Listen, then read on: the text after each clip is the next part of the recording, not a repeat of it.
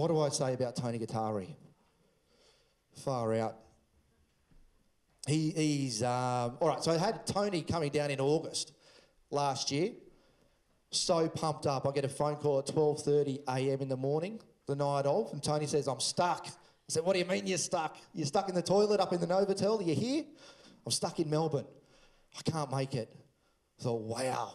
Like, he did everything he could to get into these rooms. Flew from Adelaide to Melbourne during the day just so he could possibly get a flight from Melbourne to Sydney. But there was the time where there was big storms over Sydney Airport and couldn't do it.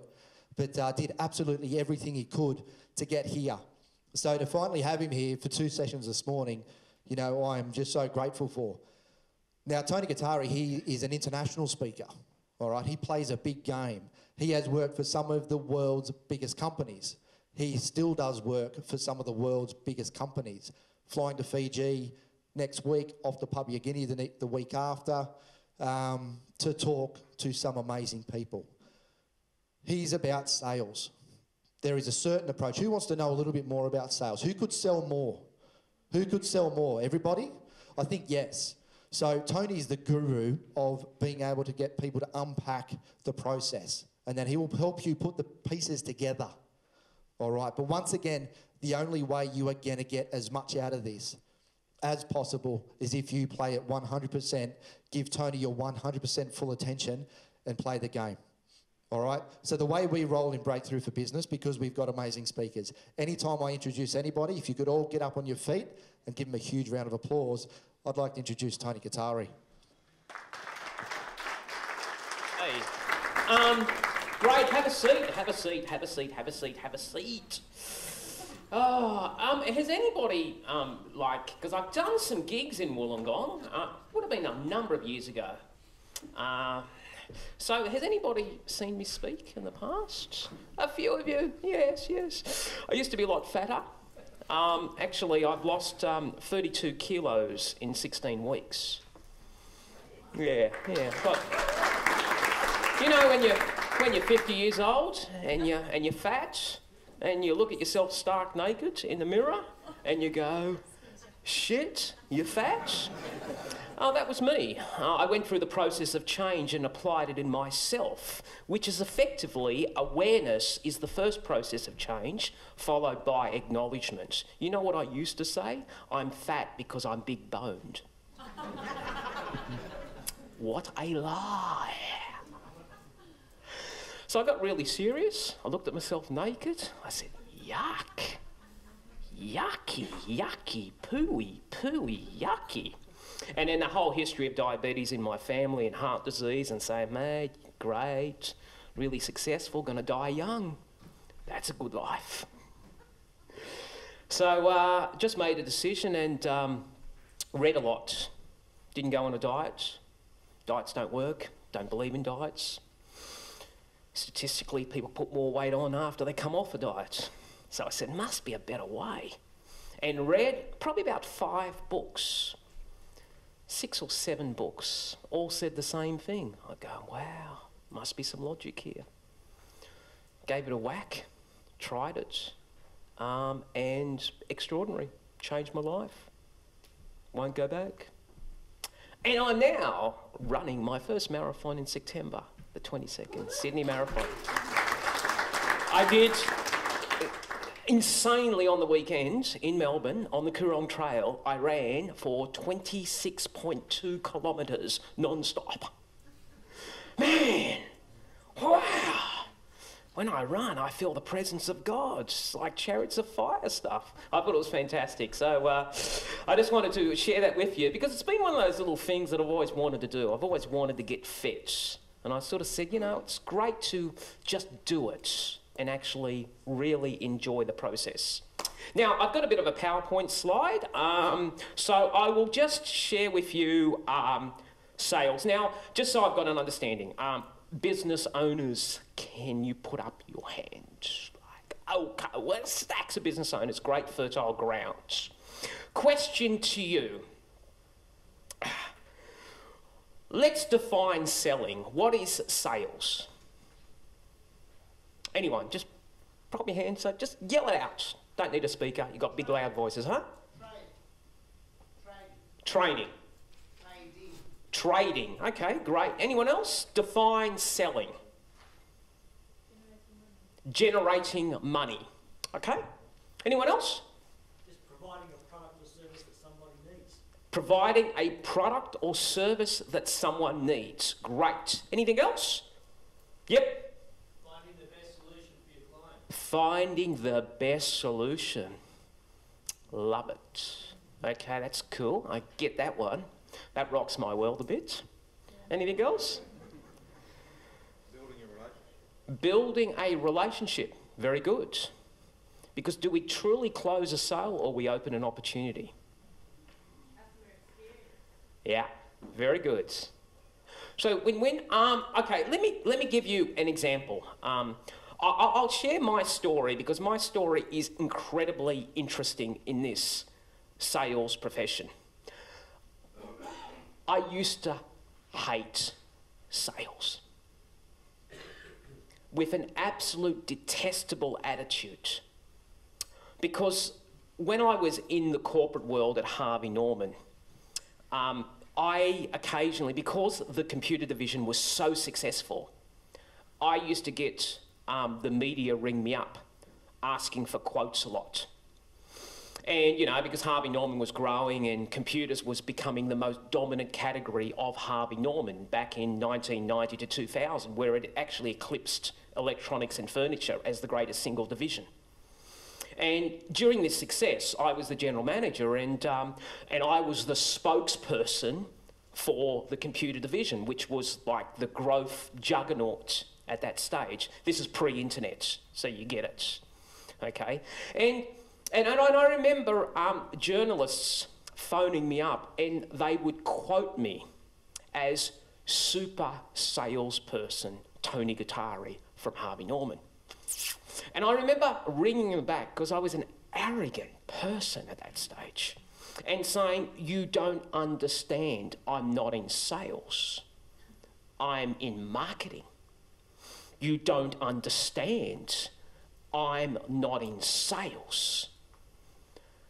And the question I've got is, why did I have such a violent reaction towards the word sales? Because it was scary? Yeah. Here's my problem. My problem is that I had a mindset that in order to be successful at selling, I had to effectively change my value system, and my value system would then determine my behaviour. See, I viewed salespeople as a less than honourable profession. Sounds terrible? Okay, I found it was almost like, okay, there's no disrespect because I actually do a lot of training in the car industry, but the stereotypical used car salesperson that you have probably seen on TV that has been portrayed in some sort of movie. Game plan here. If you want to be really successful at selling, it's not about skills. It's about mindset. What happened to me, and it was almost a transference, is that I don't sell. I have never sold. I help people to solve their problems.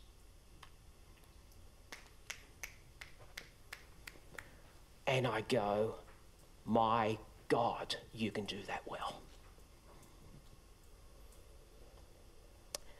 Every single business owner, you're all in the same business. You talk about your products and features. I fundamentally believe that you're in the business of solving people's problems. I am in the problem-solving business. And the great thing about humanity and the great thing about the Western world is that every single person has a problem. Ain't that the truth? Even though we truly don't, we feel that we do because we're playing an insane game. If you understand the game, you can win the game.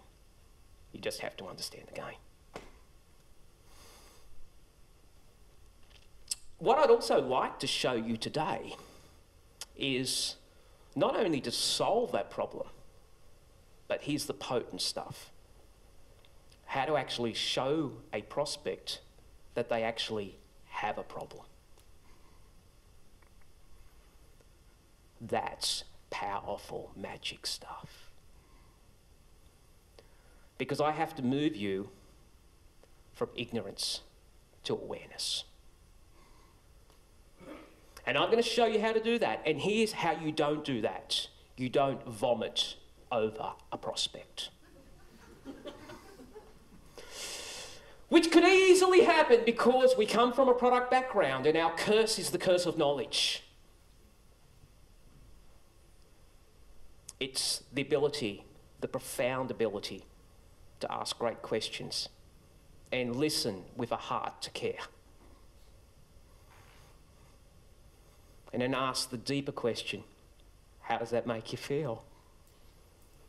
And I'll stir you emotionally. I will know in a seat you're getting uncomfortable. I will not hold back. Because guess why? Because I actually fundamentally believe it's my right to actually solve your problem. So that's, we cool talking about that?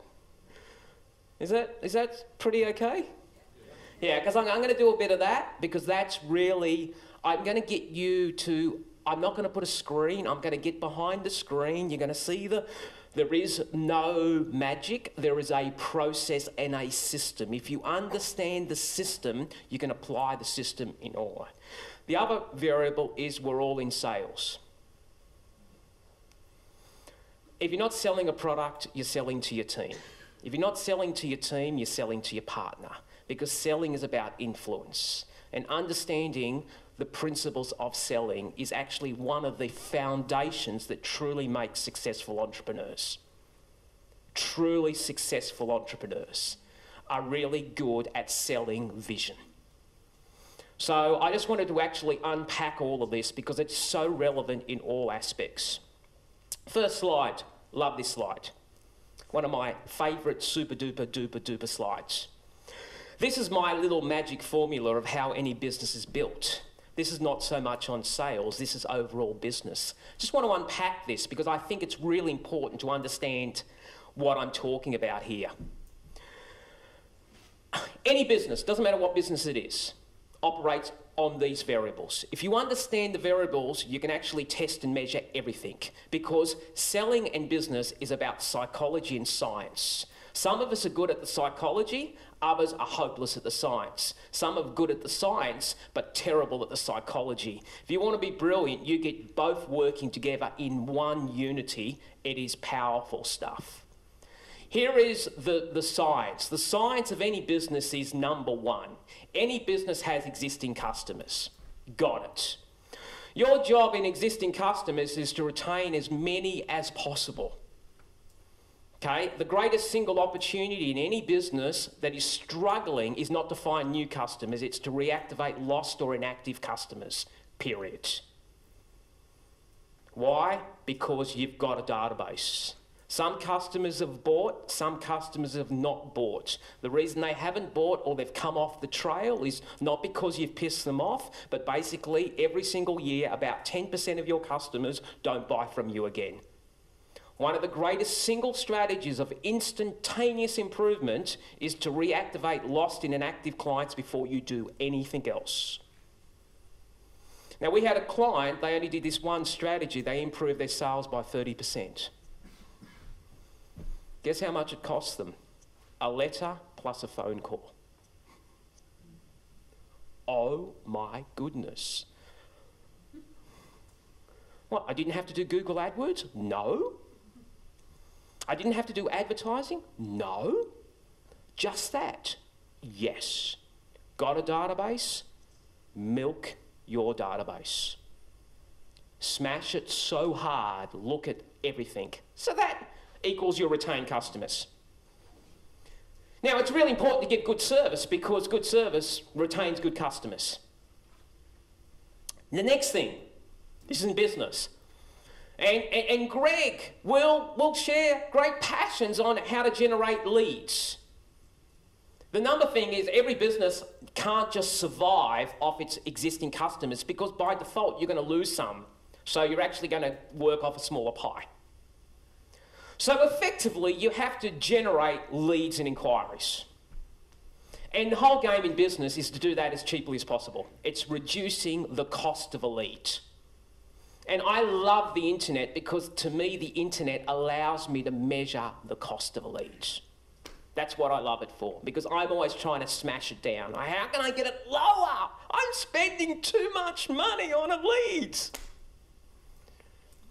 And predominantly that's the role of marketing. Marketing in small businesses is about generating leads, right? If you think it's about branding, you'll go broke in the process. A lot of companies, they say, oh, you know, I've got to have a nice looking logo.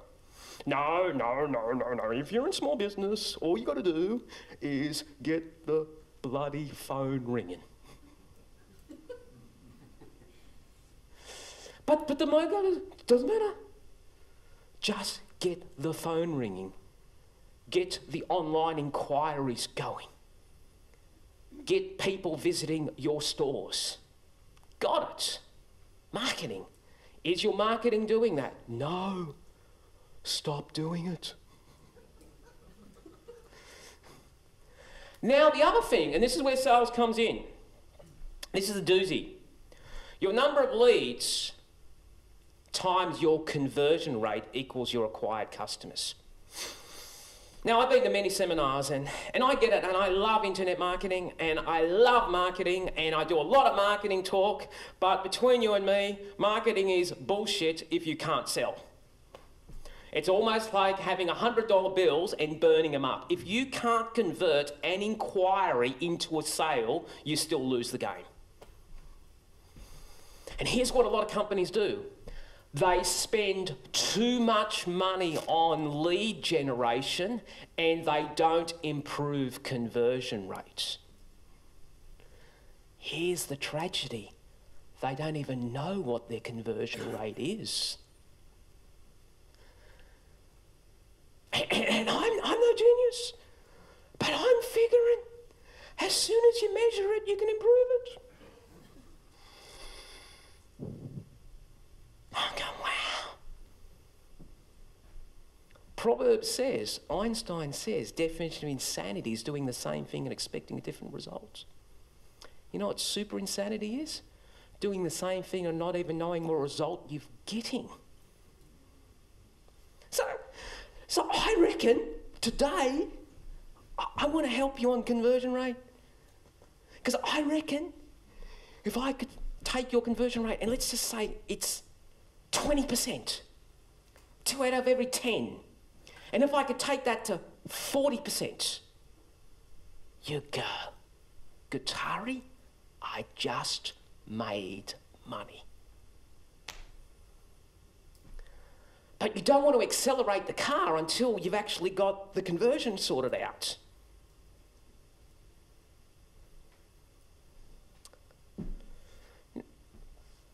That retained plus acquired customers equal the number of customers. Really simple. Then, when I get the number of customers, my role in life is to actually, I don't know, milk the cow. My job then is to actually get you to come back for more. What am I trying to do? You bought from me once, I want you to buy from me again and again and again and again. That's why I delight you with the experience, because I'm actually creating a customer for life. Lifetime value of a customer is the most important concept. Here's what we do. We have a poverty mentality when it comes to the first customer. I will go negative to go positive if it is in the right scenario. If I believe that the lifetime value of a customer is actually going to be amazingly big in the future, I will make them an insane offer to start the journey.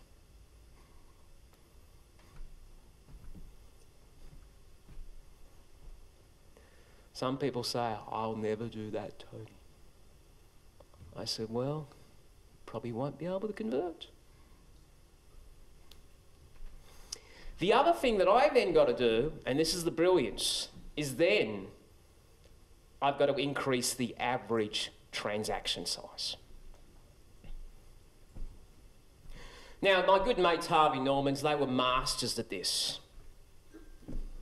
McDonald's are masters at this. McDonald's are really good at it. They're even better at it now because unlike in the past where a 16-year-old says, do you want fries with that? They don't even do that anymore because they can't trust a 16-year-old who is not particularly motivated to say that. Because it doesn't matter how much training you give a 16-year-old, if the 16-year-old is only there in a transient job, they don't really give a shit. I get it. So what do?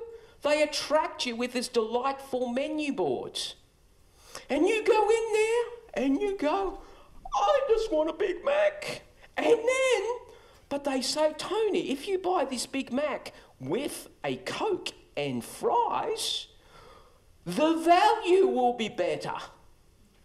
Who's been to a service station recently just to buy one drink and they've given you an offer that if you buy 2 drinks, okay, and you don't really want 2 drinks but you still do anyway? Who's done that? Look at that. That is profound. Like you look at that and say, man, why can't we do that in our business? Man, it's just the power of suggestion. Go figure. That equals sales. So that's the sales process. Now, because I'm a business junkie and I don't just operate in sales, any business, there are also other activities, which is sales less my cost of goods sold, which is usually product and the labour that is associated to that product, equals my gross profit, and my gross profit less my expenses, which are those fixed expenses in a business, equals net profit. The game is not to maximise that. The game in life, in business, is to maximise net profit, period. So fundamentally, all this formula says, do you want to be brilliant at this? Greatest single principle I can give you is what you inspect, you improve, and what you measure, you manage. If I'm not measuring the variables that make up sales, how can I improve it? As soon as you measure it, I will guarantee you 120% you'll improve it. Why? Principle of measurement always leads to improvement. Love it. Next slide. Interesting. Makes a lot of sense. Got it? We're always challenged by this. 60% worldwide study of people in the profession of sales never ask for the order. Question is why? Any answers? What? Fear. Fear of what? Rejection, of course. Fear of failure. See, you can't fail if you never ask, so therefore you haven't failed. I don't like rejection. I don't wake up and say, oh, gee whiz, I can't wait to be rejected today. It's not like you're not wired that way. But essentially, it is amazing how we will do tasks in our business to avoid rejection. It's called paperwork. Still to this day, I have to make 5 cold calls every day. Why? Because I know it's a game. I've called some will, some won't, so what? Who's next? And the greatest single mind challenge I have is still to this day is my fear of rejection. That's why. And you know, and business owners, because I'm not accountable to anybody, I don't have to do sales. I can get so busy working in it that I actually forget to work on it.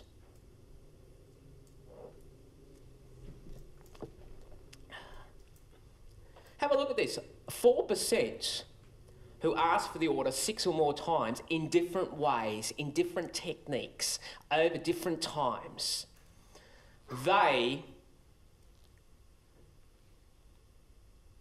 take up 60% of all sales. So the 4% who are able to continue to be persistent even when there is initial rejection are able to account for 60% of all sales.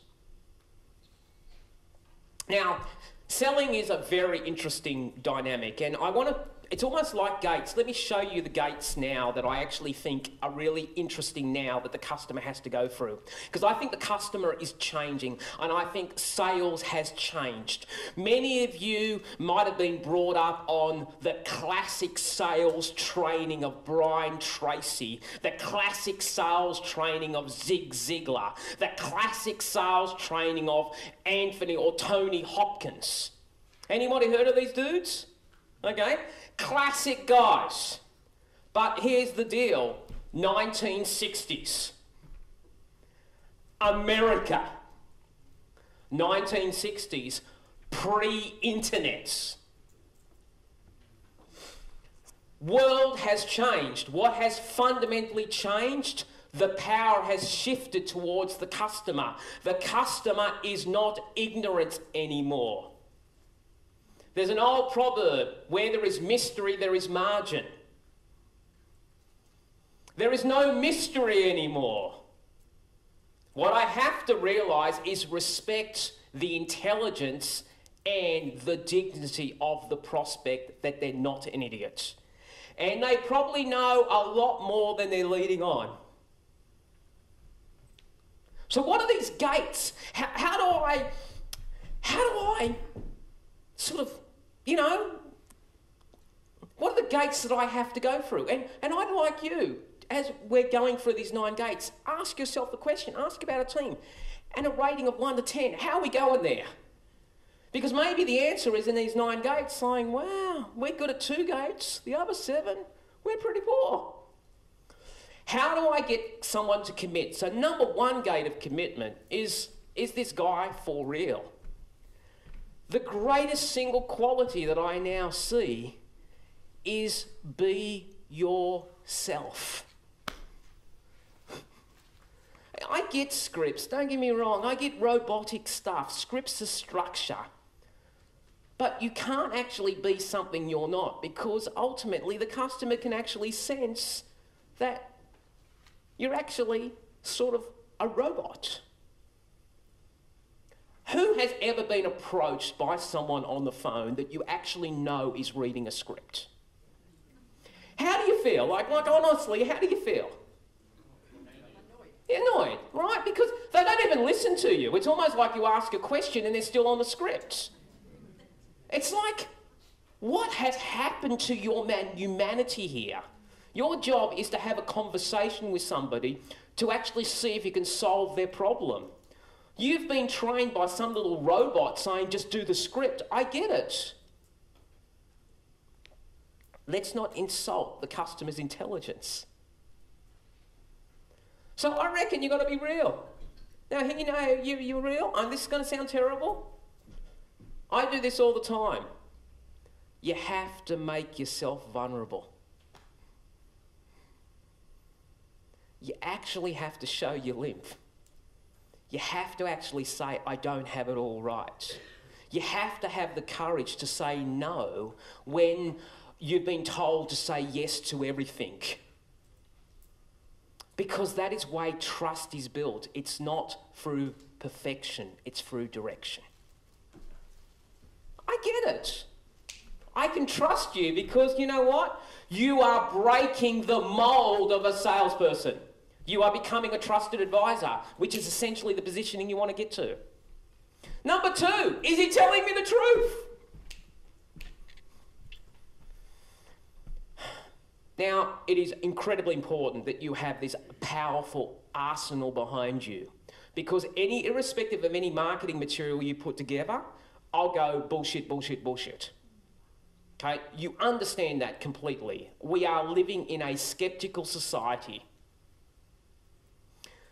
The believability is essentially in your other customers, what they say about you. It is so important that you actually have testimonials. It is so important that you have endorsements. It is so important that you have case studies. It is so important that you actually share openly and say, speak to one of our clients. Don't trust me. In fact, you shouldn't trust me. And they go, great. Number 3, is he knowledgeable and competent? So I reckon you've got to have credibility. You actually got to know what you're talking about. And this is where product knowledge is important, you know, and you've got to know, and you've got to be able to, wow, you're an authority. You can't fake it until you make it, because here's the problem. Customer knows more than they lead on because they've probably done their research already. It's called Google. And what they do is, I've seen this, they ask you questions in knowledge of knowing the answer to test you whether you actually know what you're talking about. And they don't tell you to rack off. You know what they say? Oh, call me back in a week. Because some of us do not like rejecting people. We just hope they stop phoning us.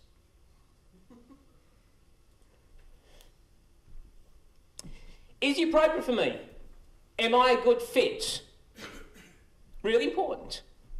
Number 5, is he listening or just peddling? Like, is he doing the traditional stuff of, here is my PowerPoint slides, here are my brochures, let me now,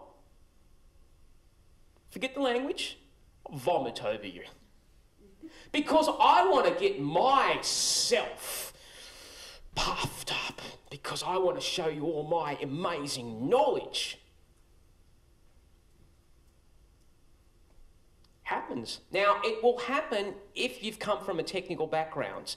Some technical people struggle in the area of sales because they have the curse of knowledge, and they sometimes want to share that. You almost have to actually make complex things simple, not simple things complex.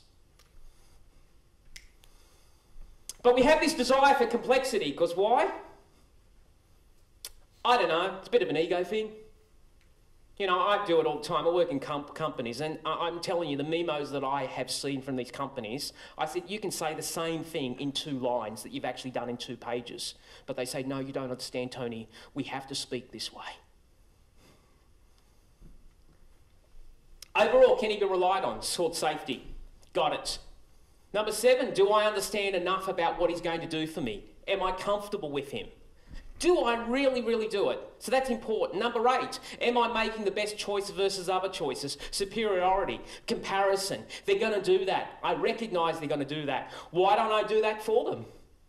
Great car organisations don't hide the fact they've got competition. Here's what they do. They create a checklist.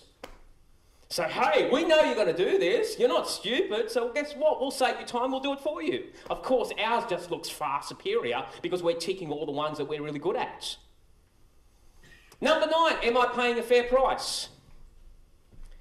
Because price is a formula.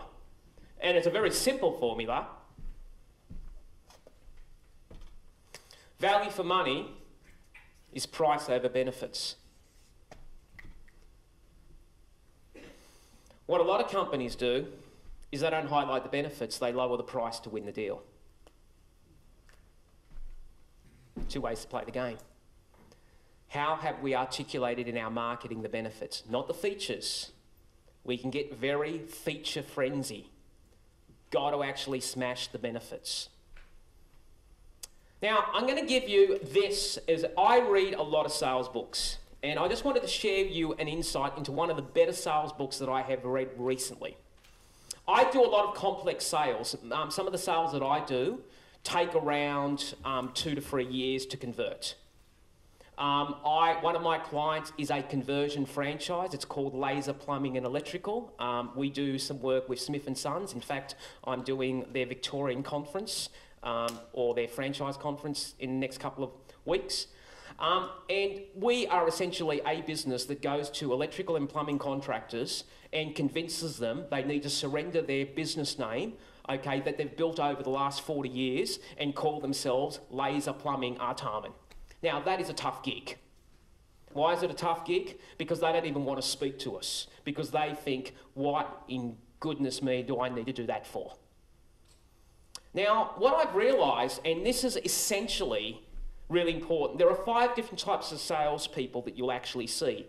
The question I've got, who is the most successful?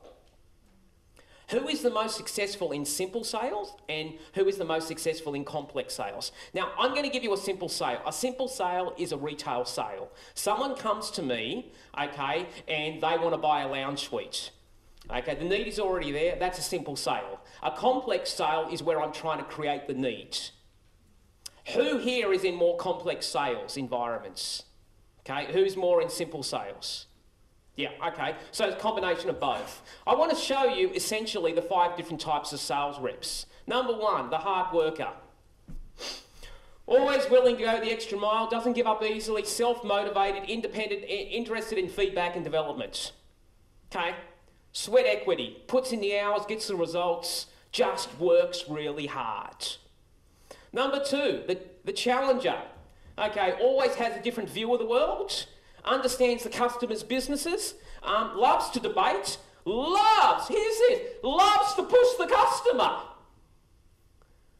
But hang on, I'm not supposed to upset you. I'm supposed to hug the tree with you and say kumbaya. But I've been told in that you're supposed to be liked by everybody. Next one is the relationship builder. Builds strong advocates in the customer's organisations, generous in giving time and help to others, gets along with everybody, is genuine and accessible, gives help. The warm one. Next one is the lone wolf. Follows the own instincts, self-assured and difficult to control. And the last one is the reactive problem solver. Reliably responds to internal and external stakeholders, ensures that all problems are solved, and is very detailed orientated. Question I've got. In complex sales, in sales that could take some time, that could be what I consider to be consultancy sales, finance sales, who out of all of those 5 do you think is the most successful?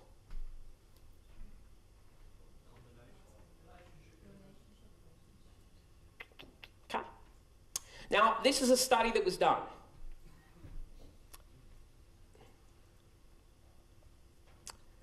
The challenger smashes everybody. The challenger, the person that pushes the boundaries, the person that actually challenges the prospect, the person that says, hey, you've got a problem and I'm going to highlight the problem back to you and I'm not going to hold back. The person that actually says, hey, let's do something to solve this is more successful. Timid salespeople have skinny kids.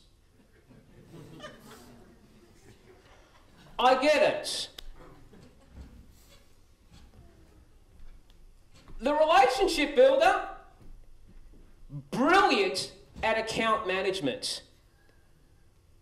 Damn shit at business development. But I like account management. We'll do account management. But if you want to do business development, you want to get business development, get either a lone wolf or a challenger. But they're hard to manage. Of course they're hard to manage. I know that.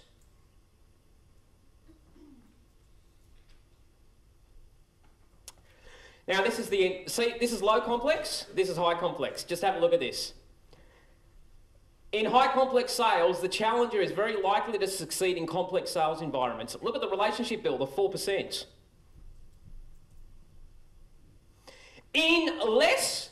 In simple sales, low complexity, the relationship builder is 11%. The dominant one is the hard worker. Now, what does this challenger do that is so incredibly good? And this resonates so much with the internet at the moment. It is insane. Number one, they offer the customer unique perspectives. They actually say, hey, what about if we did this? Can I just give you a different way of looking at this situation?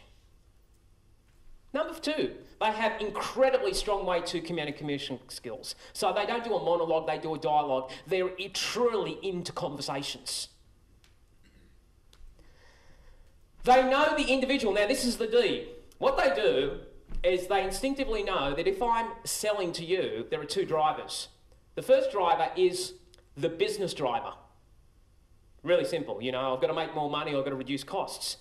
But they also know that that person has individual drivers. This challenger knows both of those because he realises the only radio station that you're listening to is what's in it for me. And he gets that. And he understands that if I can help you to solve your problem, not only your organisation problem, but your immediate problem in your workplace, then we've got traction. And this is a doozy, he's comfortable discussing money. Here's their conversation. This is going to cost you some coin. Doesn't hide it, actually prepares it. Doesn't actually back away saying that's too expensive. Of course it is expensive. It's the best solution. So? But I can get it cheaper. Can you? Is that wise? Is that like, is this an investment or an expense? I don't know. I'm just figuring. And here's the deal. Can pressure the customer.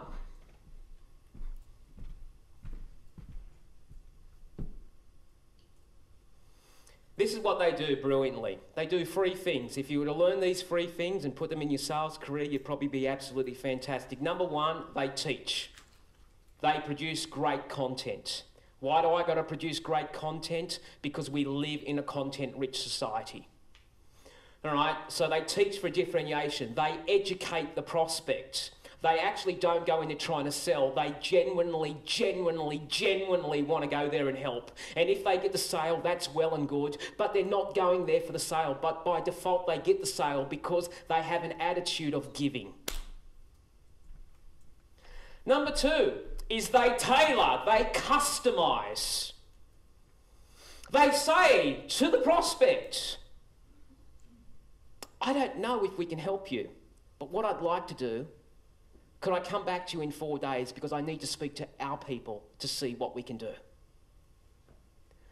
Now, there is a likelihood that you could actually try to sell them a product then and there. You already know the answer. Delay it. Create the magic of customisation. And the last thing they do is they take control. You know what they say? They say things like, next steps. What they're doing is they're taking control of the agenda, so they're taking a leadership position. As opposed to the prospect being the leader, they become the leader. Quite remarkable if you could do this. There's a couple of things. So, great principles of selling. You've got to believe in yourself. Pretty simple. You've got to believe in your product, got to have a good product, and you've got to believe in your company you work for. Okay, when people know that we care, they care about what we know. Okay, so it's a spirit transfer. The other thing is about selling is about people, it's not about product. Okay, and I know it's not about product, and everyone says we don't have the right product, we don't have the right price. Your key differentiation is not in your product, it is in your sales process, it is in your sales system. Because that then becomes the intellectual property that actually creates the nucleus that no one can copy. Because every time you've got a good product, someone else will copy that product. We know inherently people love to buy things. We hate to be sold to. We love to buy. We have churches called Westfields where people pay homage to the shopping gods. I've got daughters, you know, shop till you drop, retail therapy, shopaholic. Okay, we love to buy. Your job is not to sell. Your job is to help people to buy, because people love to buy, because buy is a word that induces pleasure and joy. When you say, I want to sell you something, yucky language frames it up incorrectly. Don't say the word cost, say the word investments. Different language. Now, the question I've got is, why do people buy? Now, here's the deep art. What I've got to do, if I want to be brilliant at selling and marketing, it's really important that I understand deeply why people buy. Why do people buy my products and services? This is not the features, but somehow I've got to go deeper than the features. I've got to work out the benefits of why they buy my products. Now, what I'm going to do is I'm going to throw up the general reasons why people buy in the marketplace.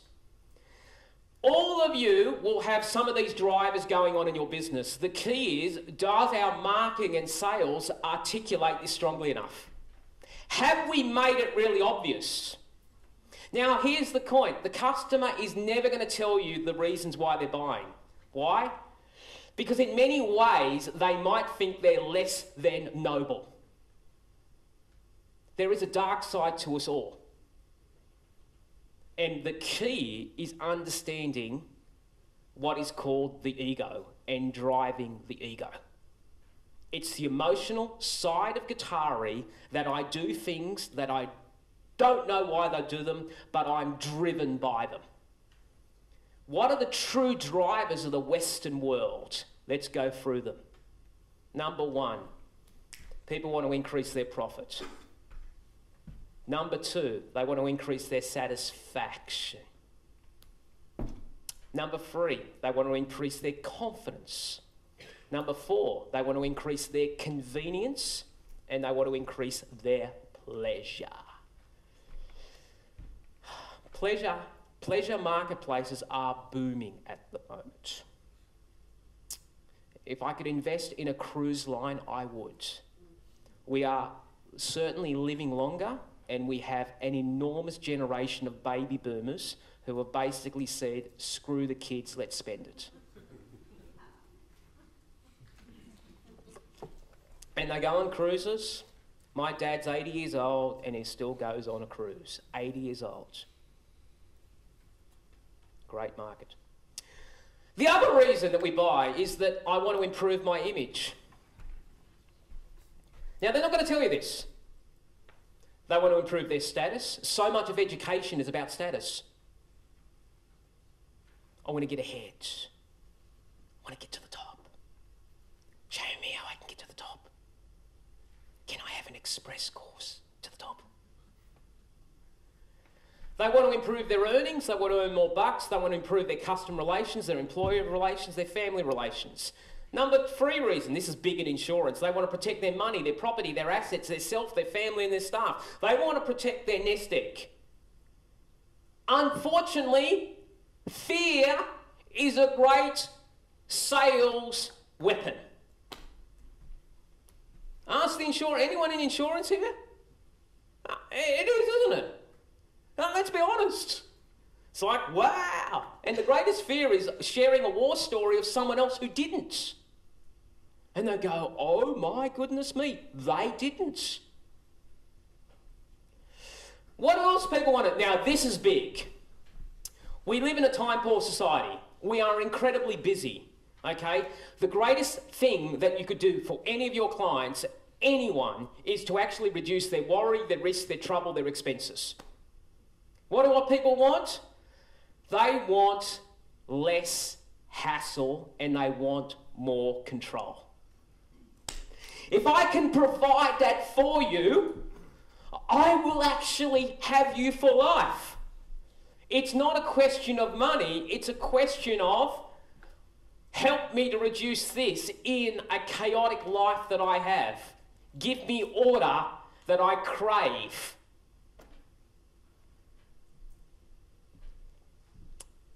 And they want to make money, they want to make good impressions, and they want to make satisfied customers. And people want to save time, money, and energy.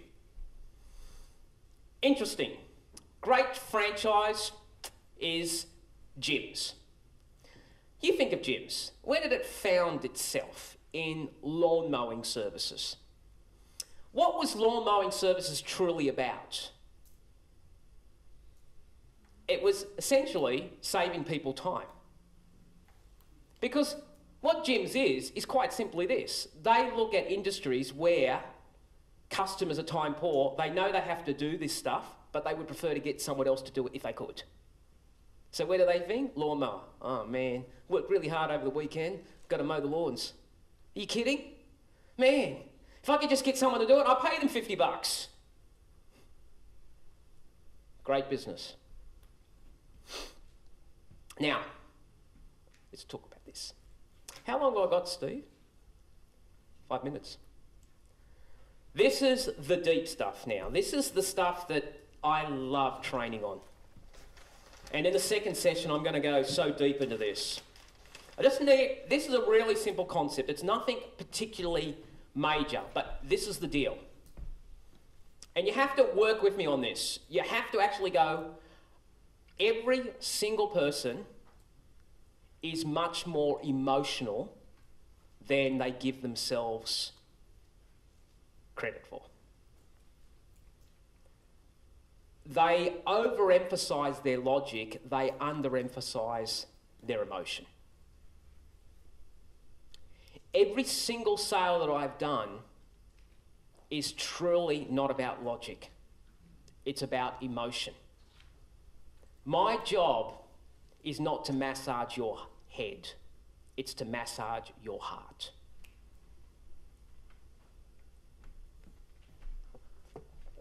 And here's the key.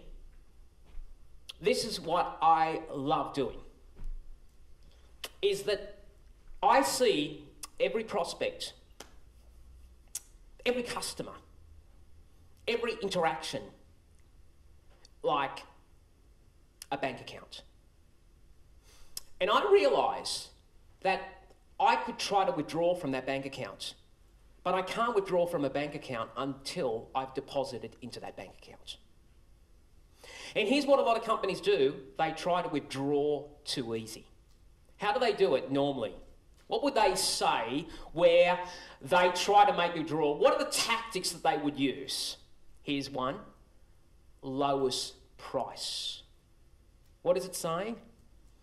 I don't want to make a deposit. All I want to do is make a withdrawal, and guess what I'm willing? I'm willing to surrender my profitability in order to do that. Or some sleazy tactic that they've found out about. Manipulation, lying, you know. That's traditional. The other approach is, and I've seen this in many, is that organisations who are brilliant at depositing and they never make a withdrawal. Here is the key. Let's just say I'm prospecting to Steve. My job is to look at Steve as an empty vessel.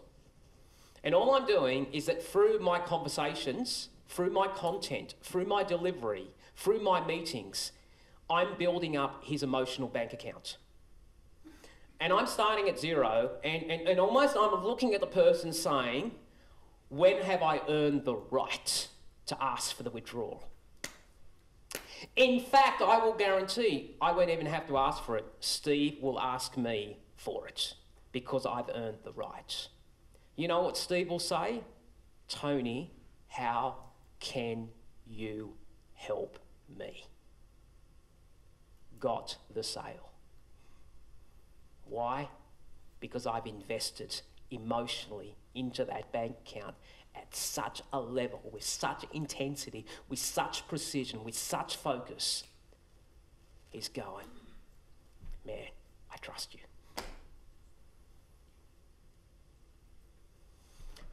I want to show you how to do that really quickly.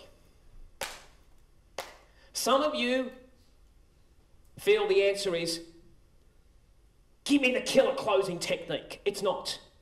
You don't kill a customer anyway. And I hate the terminology like we're going to hunt for customers. Like Well, you know, as far as I'm concerned, when you hunt for something, the animals are running away from you. I think you want to fish. The other side is that some of you are brilliant at depositing. Some of you are brilliant at somehow engaging the prospect and really giving them profound information. But for some reason, unknown to you, you never ask for the order.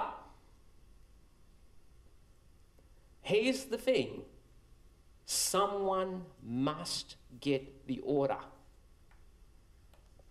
What I'd love to do is passionately show you how to do this brilliantly. Because I reckon the game, if I could do something today, is just improve your conversion rate. You'd be happy as like, man, this is great. And I'll show you how to do this emotionally.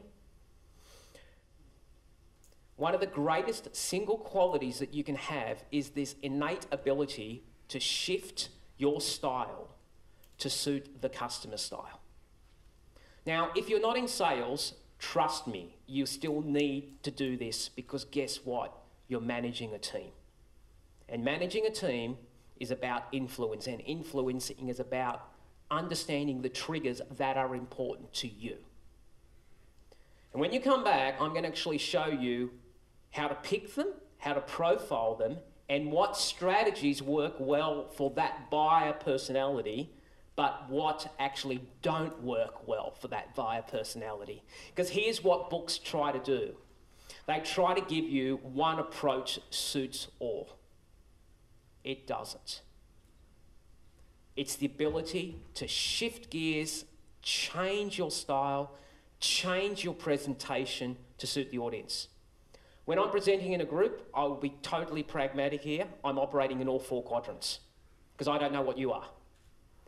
When I'm going 0 to 0, I will shift emphasis to one particular style, which is your dominant style, and here's what you do. I like you. Why? Because you like people who are like yourself.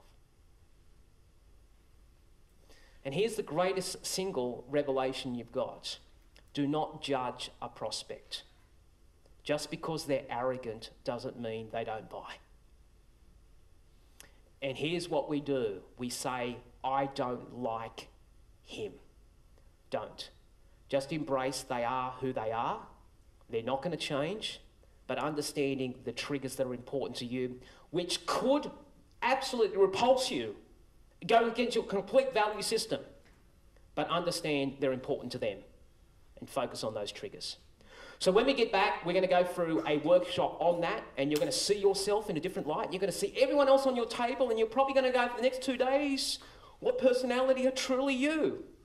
And this might help you in your marriage, because if you want to get along with your partner really well, don't try to change them, understand them, because once you understand them, you'll be enlightened on actually how you can work with them.